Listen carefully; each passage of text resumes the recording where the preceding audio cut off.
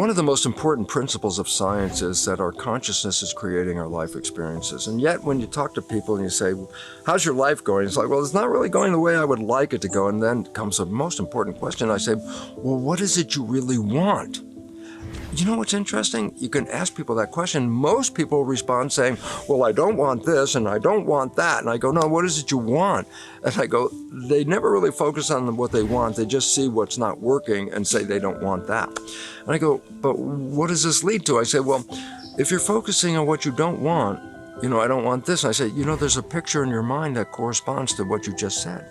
Your mind sees an image. I don't want X, I don't want Y. And I go, well, that image you just said you don't want is an image in the brain whose function it is to translate that image into reality, because consciousness is creating reality, which means, hey, the placebo effect is a reality based on positive consciousness. And everybody goes, yeah, positive thinking can heal me of any disease. And I go, yeah, that's conscious creation.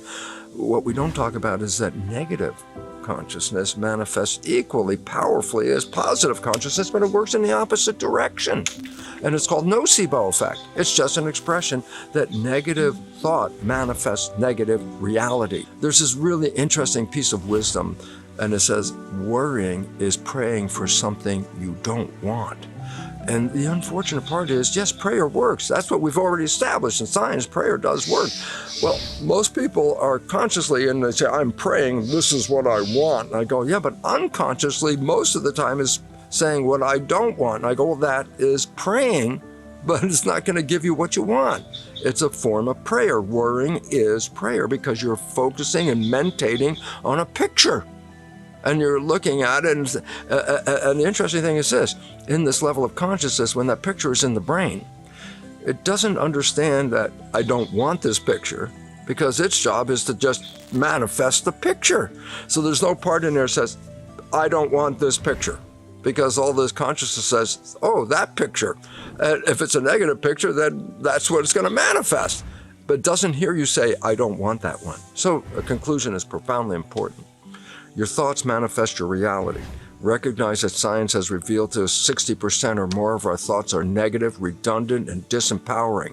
So all of a sudden I said that 60% of your life by definition is not manifesting what you want. And therefore we really have to start, if you start to have a negative thing, like I had to do it myself.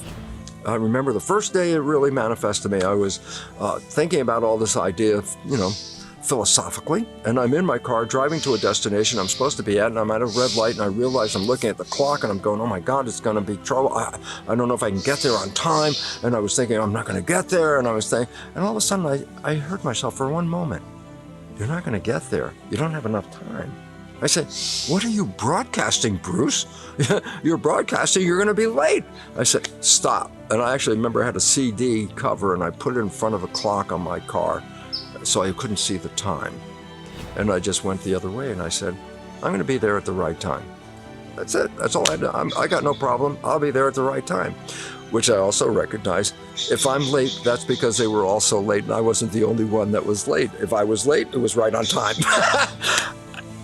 Once I started to do that, the worry about time and travel disappeared from me, because it's like, I'll get there when I get there. And it'll be the right time.